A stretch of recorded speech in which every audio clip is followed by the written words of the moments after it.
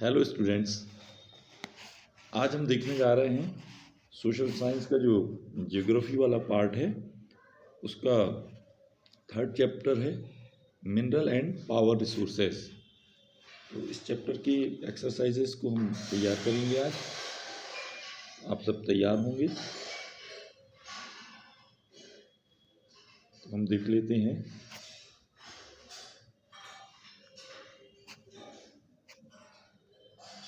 First का first answer है जो पहले क्वेश्चन देखें। Name any 3 common minerals used by you every day.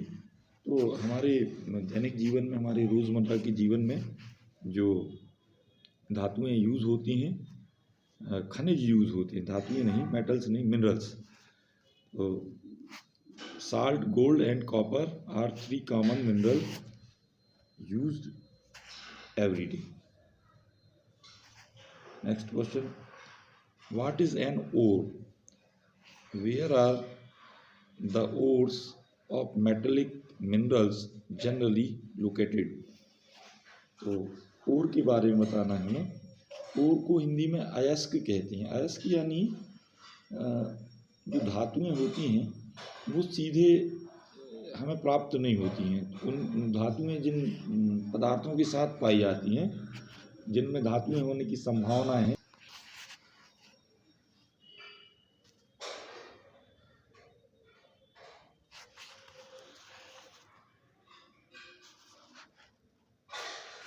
तो हम देखें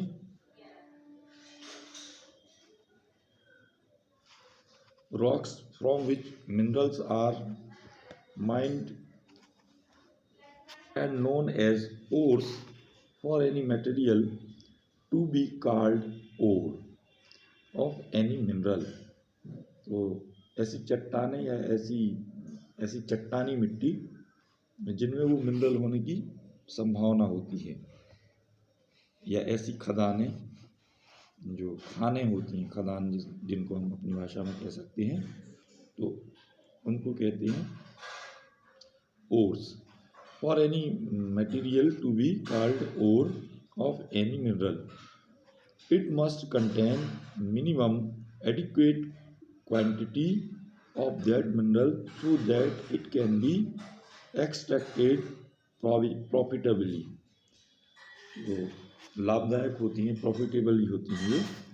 name of 2 regions rich in natural gas resources. Gas resources के मामले में कौन से क्षेत्र ये संपन्न हैं जहाँ गैस रिसोर्सेज हैं? Answer is Russia and Norway are the 2 regions rich in natural resources, gas resources. Which source of energy would you suggest for rural areas, coastal areas and arid regions? तो rural यानी ग्रामीण क्षेत्रों के लिए biogas energy for rural areas, hydel and tidal energy for coastal areas, समुद्र के किनारे के जो क्षेत्र हैं वहाँ के लिए, wind and solar energy for arid regions. तो हाइडल एंड टाइडल जो एनर्जी है वो कोस्टल एरियाज के लिए सही होगी। Wind and solar energy for arid region. Arid region यानी जो सूखा जहाँ का मौसम होता है, हवाएं सूखी होती हैं, वहाँ के लिए सोलर एनर्जी, सौर ऊर्जा। Give 5 ways in which you can save energy at home. आप घर पर ही ऊर्जा को कैसे बचाएं? आपको 5 ऐसे तरीके बताने हैं जिससे आप ऊर्जा बचा सकें। वे आंसर करना है हमें। 5 way in which energy can be saved at home: switching all off lights, fan and other electrical appliances when not in use. By seeing, second लिखना है हमें, by seeing to it that electrical devices are not or operating efficiency. For example, defrosting refrigerator regularly and not keeping the refrigerator door open for longer than necessary. Third लिखना है using energy efficient devices such as fluorescent bulb and tube. Using energy efficiently while cooking. For example, keeping the lids of pan off while cooking, unplugging electrical devices when not in use, prevent leakage of electricity, thus saving energy. तो इस तरह से हमने ये 5 तरीके दिए जिनसे हम घर पर हमें एनर्जी को बचाना चाहिए. Tick correct answer. Which one of the following is not a characteristic of mineral?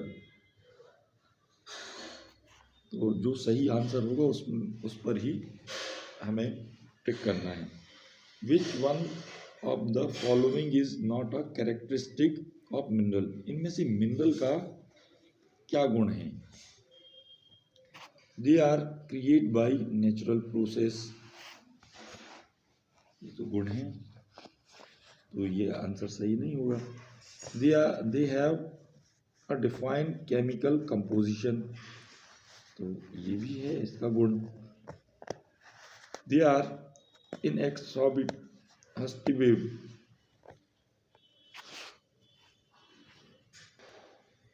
They are inexhaustible.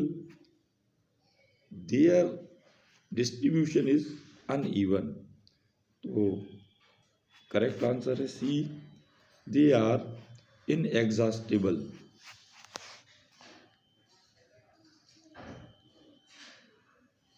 Which one of the following is not a producer of mica?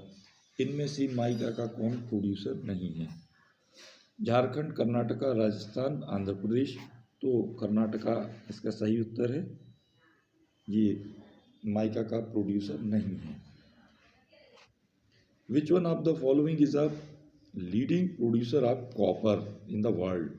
Bolivia, Ghana, Chile, Zimbabwe. तो इसका सही उत्तर है Chile. Which one of the following practices will not conserve LPG in your kitchen? Soaking the dal for some time before cooking it. Cooking food and pressure cooker. Keeping the vegetables chopped before lighting the gas for cooking. Cooking food in pan kept on a low flame. तो हमें question देखें हम एक बार. Will not conserve, तो हमें क्या क्या करना चाहिए और क्या क्या नहीं करना चाहिए. कौन सा तरीका है जिससे ये एनर्जी बचेगी नहीं? तो cooking food in an open pan cap on low flame. अगर हम धीमी आंच पर एक बिना ढक्कन का कोई बर्तन रखते हैं तो गैस का नुकसान ज़्यादा होगा, उसमें ज़्यादा गैस खर्च होगी. तो ये अच्छी बात नहीं है, ये अच्छा तरीका नहीं है, ये अच्छा कार्य नहीं है. हमें बर्तन ढककर ही खाना पकाना चाहिए, दाल को पकाना चाहिए या सब्जी है जो भी. Give reason.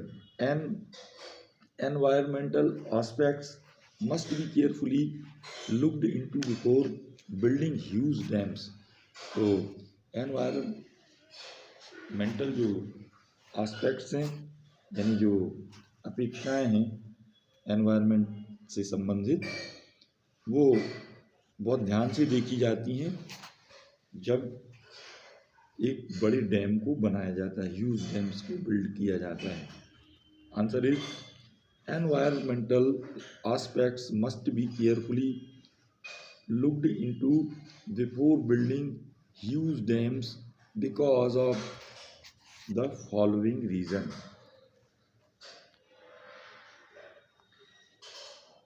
कारण देंगे अब कि क्या क्या सावधानियां बरतनी चाहिए हमें पर्यावरण की दृष्टि से। Dams create imbalance in the earth equilibrium. Deforestation lead to environmental pollution. People become displaced. Cities, villages, town may require shifting, causing lot of hardship for the people.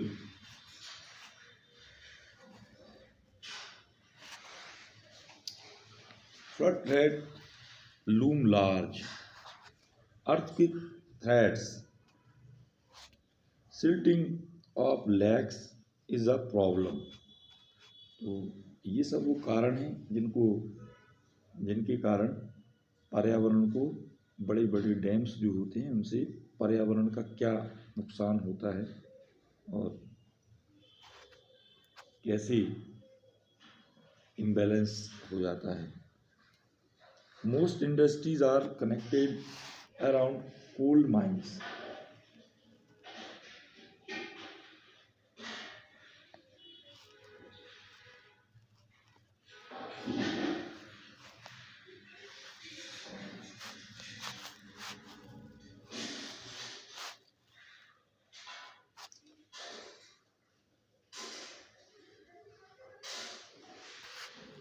Most industries are concentrated around coal mines.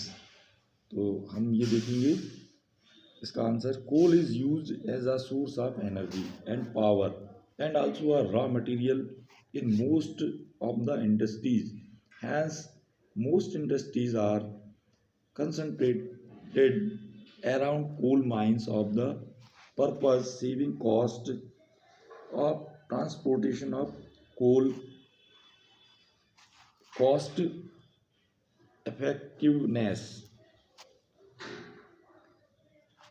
तो coal mines के पास industries इसलिए होती हैं ताकि उसकी transportation के यानी एक स्थान से दूसरे स्थान पर ले जाने का जो खर्च है वो बचाया जा सके, कॉस्ट कम आए. Petroleum is referred to as black gold. Petroleum को काला सोना क्यों कहा जाता है? ये एक अच्छा क्वेश्चन है. पहले, petroleum is referred to as black gold because it is black in color in crude form and its derivatives are extremely valuable as petroleum itself. Today is almost inevitable in our day-to-day life.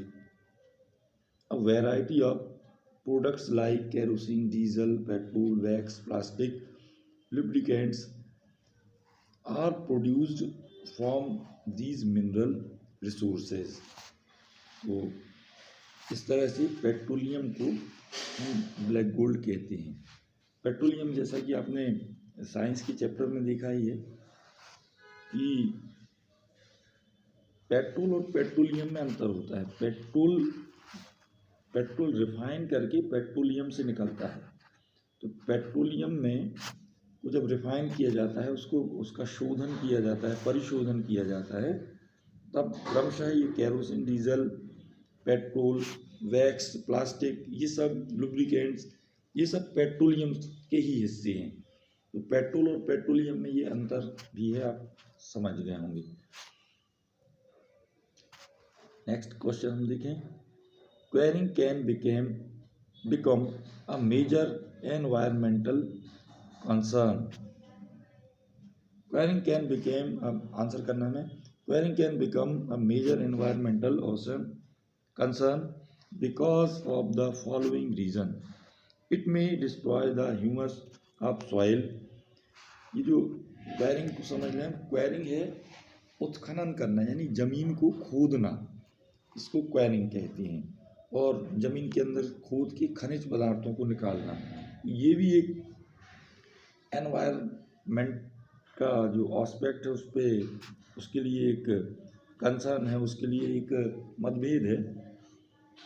ये बहुत अच्छा नहीं माना जाता है environment के हिसाब से। तो it may destroy the humus of soil which is much required for the growth of plant and crops. It produces a lot of noise pollution due to use of explosive at time in order to break the huge chunk of rocks. In the process of quarrying, lot of dust is generated which causes air pollution and also occupational hazards. Blasting done in the process of quarrying generate vibration which damage in the nearby buildings, dams or any other similar structure. तो इस तरह से ये quarrying जो उत्खनन का कार्य है वो नुकसानदेह है। Distinguish between the following,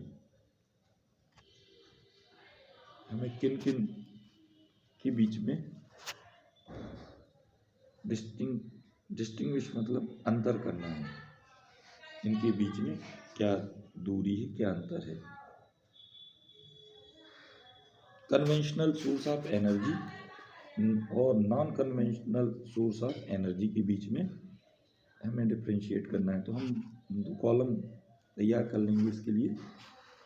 left side हम कन्वेंशनल सोर्स ऑफ एनर्जी और right hand side non conventional source of energy. तो कन्वेंशनल सोर्स ऑफ एनर्जी में हम देखेंगे have been in common use for a long time. दूसरी ओर are not commonly use, जो non conventional source of energy है, are generally exhaustible or generally inexhaustible, are mostly following are mostly non-following. Example, firewood, coal। और non conventional source of energy है solar energy और nuclear energy. इस तरह से conventional यानी परंपरागत जो हम एनर्जी के सोर्स का यूज़ करते हैं वो, और अपरंपरागत यानी ये हमारे चलन में बहुत कम है लेकिन ये लाभदायक है। ये अंतर हो गया। इसके बाद हमें डिस्टिंग्विश करना है बायोगैस एंड नेचुरल गैस। तो बायोगैस और नेचुरल गैस के बीच में हमें अंतर करना है। Biogas formed using organic wastes such as dead plants and animal matter, animal dung and kitchen waste. जबकि नेचुरल गैस कैसे तैयार होती है, found along with petroleum deposits and gets release when crude oil is brought to the surface. Biogas is non-conventional source of energy. Natural gas is a conventional source of energy. Biogas is easily available, especially in rural areas. Natural gas is not easily available. Very few countries have sufficient natural gas reserve of their own.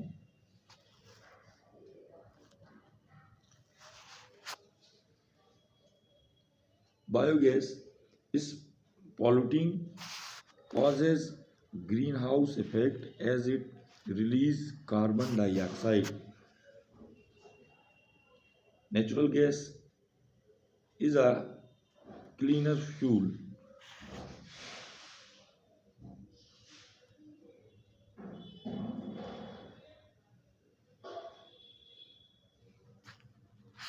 Used as domestic fuel for cooking and lighting. Biogas को हम इनके लिए use कर सकते हैं, जबकि uses as a domestic fuel as well as an industrial fuel. तो ये और अंतर हो गया। इसके बाद हमें अंतर करना है ferrous and non ferrous material, लोहा अयस्क और अलोह अयस्क। अब material mineral that contain iron, इसको हम फेरस मिनरल कहेंगे, और नॉन फेरस मिनरल किसको कहेंगे हम? A metallic mineral that does not contain iron. Example हैं फेरस मिनरल्स की आयरन ओर और मैग्नीज। नॉन फेरस मिनरल को में हम देखेंगे गोल्ड और silver. Metallic and non metallic minerals. Metallic हैं a mineral containing metal in raw form, जैसा कि नाम से ही है, mineral containing metal in raw form, कच्चे रूप में। दूसरी तरफ नॉन मेटेलिक मिनरल में a mineral not containing metal, जिनमें धातुएं नहीं होती। खनिज, ऐसा खनिज जिनमें धातुएं नहीं होती उनको कहेंगे नॉन मेटेलिक, और ऐसा खनिज जिसमें धातुएं पाई जा सकती हैं उनको कहेंगे हम मेटेलिक मिनरल।